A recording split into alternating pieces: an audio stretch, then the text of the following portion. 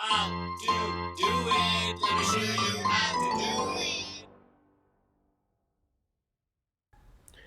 Okay guys, so in the previous video I showed how to disassemble this speaker. In this video I'm going to be showing you how you can diagnose if something is wrong with that board, so you can measure the impedance and things like that. So stay tuned and I'll show you in this video how you can troubleshoot and find out what's wrong with your speaker and how to fix it. Okay, so here's my meter. It's in ohms. I'm going to be taking some readings. Let's make sure the meter is good, so I'm just going to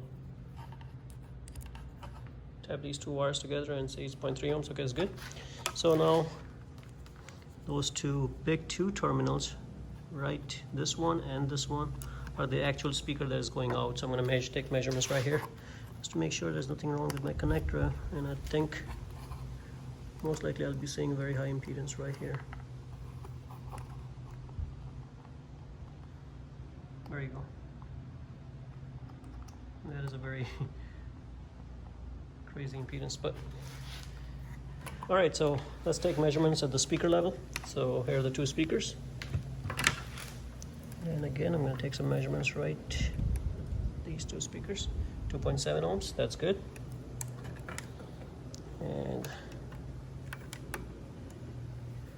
right, this one, 2.7 ohms, so the speaker is good.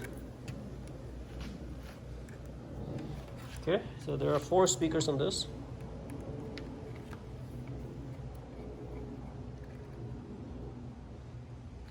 Okay, 2.7.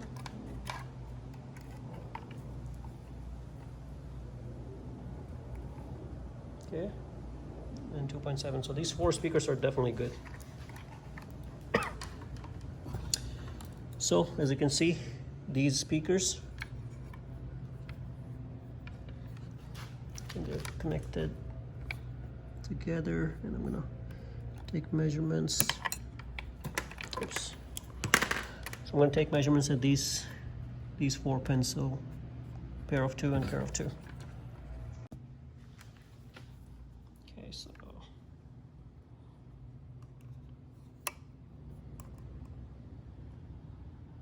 3.6 on one of them, and 3.6 at the bottom one. So that tells me in the circuit board everything is good. So something in the circuit board and out is not good, and most likely is this big capacitor. These tend to go bad, so I think I'm gonna have to get a different capacitor and maybe remove it and take some measurements on this capacitor. But most likely this one is the main capacitor. Most likely this one is bad. If not, then probably one of these other two. But kind of hard to troubleshoot these circuit boards, because they are very complex, unless you remove the whole thing and check it one by one. That's the only way to do it. But I think I'm going to start with this one. So anyways, the main purpose of the video was how to open this, and then you can get into the troubleshooting. You can always buy the separate board and replace it if you want, or you can start checking the components. And with that, guys, hopefully it helps you guys at least opening the breaker. And if you like the video, please subscribe to my channel and like the video. Thank you.